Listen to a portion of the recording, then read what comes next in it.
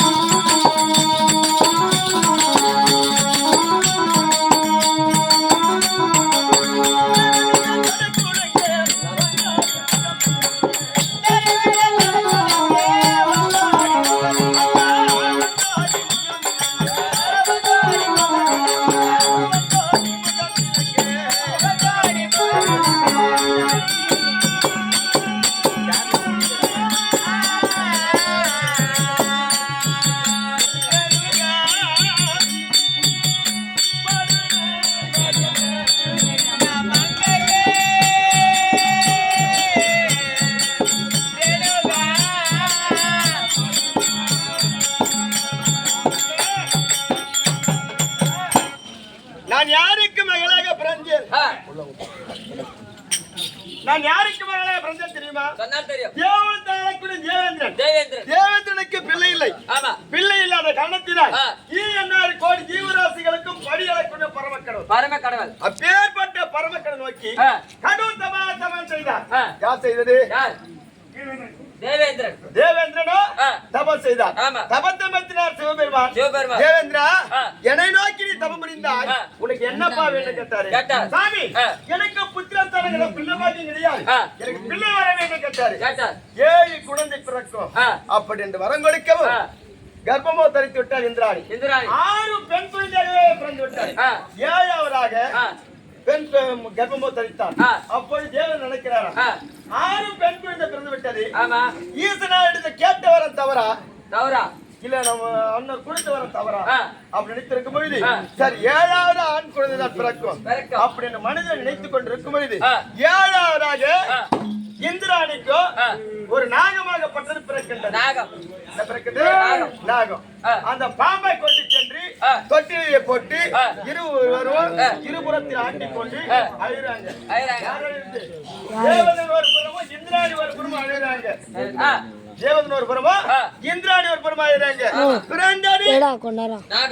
பெண்ணாக இருந்தாலும் மன ஒப்பி போயிருக்கா, பாம்பா பிறந்து போச்சு, இந்த பாம்பை என்ன செய்வது அப்படி இந்த மனிதன் நினைக்கும் பொழுது திடீரென்று தொட்டில் பாம்பாகப்பட்டது வாய்த்திருந்து பேசியது. என்ன பேசியது? தேவேந்திரா, உனக்கு நான் பெண்ணாக பிறந்திருந்தால் மனம் ஒப்பி போயிருக்கோம், நான் பாம்பாக பிறந்து விட்டேன் மனம் வருத்த வேண்டாம். அதை மலைநாடு, அந்த மலைநாட்டுக்கு சென்று வெள்ளியால் 1000 அடி உயரம் புத்தெழுப்பி வெள்ளி புத்துக்கு 1000 துபாரம் வைத்து அந்த துபாரத்தில் என்னை விட்டு வந்தேன். உலக மக்களை சஞ்சரிக்கின்றேன், உலக மக்களை சஞ்சரிக்கின்றேன். மறு ஜென்மத்திற்கு மகனாக பிறந்த பாம்பு சொல்லவும் பழையத்தை சென்றால் வெள்ளியால் 1000 அடி உயரம் புத்தெழுப்பி வெள்ளி புத்துக்கு 1000 துபாரம் வைத்து அந்த துபாரத்தை விட்டு வந்து விட்டார்.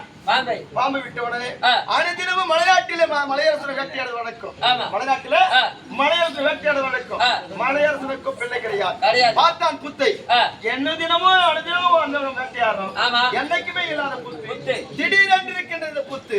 அப்படி புத்தை முறைத்து பார்க்கவும் புத்துடைய பாம்பகப்பட்டது. மலையரசா, உனக்கு பிள்ளை கிடையாது, ஏழக்குடி வெள்ளையான ரதம், அந்த வெள்ளையானை அறுத்து உயிரத்தை பலி கொடுத்த உனக்கு நான் மகளாக பிறக்கிறேன் என்று பாம்பு சொன்னது. உடனடியாக அறுத்தான், புத்துக்கு பலி கொடுத்தான். அந்த பாம்பாகப்பட்டது பச்சை கிளியை வடிவெடுத்து மலையாள தலையை சிரசிலே அமரவும் மலையாள மனைவி மயிலவரி கர்ப்பம் தரித்து விட்டார். கர்ப்பம் தரித்து பெண் குழந்தை என்ன பெயர் தெரியுமா? அம்மா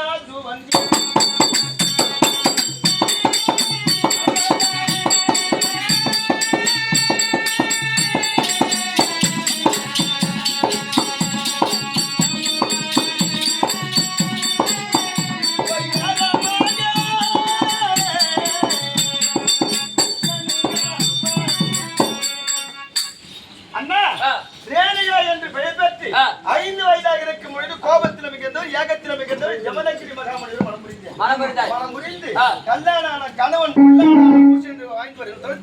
கண்ணி பருவன் இனி மங்கை பருவம் அடைந்தேன். நான் மங்கை பருவம் அடைந்த பிறகு என் கணவனுக்கு இளரவாய் ஈடுபட்டு சத்தியம் புற்ற தளத்திலே 5 பிள்ளைகளை பெற்றெடுத்திருக்கின்றேன். 5 பிள்ளைகள். எத்தனை பிள்ளைங்க? 5. 5 பிள்ளைகளை பெற்றெடுத்திருக்கேன். என் 5 பிள்ளைகளும் கல்யாண வயசுல இருக்கிறாங்க. என் பிள்ளைங்களுக்கெல்லாம் நான் கல்யாணம் பண்ணி பார்க்கணும். ஆமாமா. ஆனா இருந்தாலும் நீ வந்த காரணம் என்ன? பாகத்துக்கு அது போல தெரியம்மா. கட்டுவடை இருக்கிறீங்க. நாங்கள் கணவர் அழைத்தார். என் கணவர் அழைத்திருக்கின்றார். ஆமா. அப்படியா? சரி, கணவர் அழைத்திருக்கின்றார். புறப்படுவோம். அப்படியா?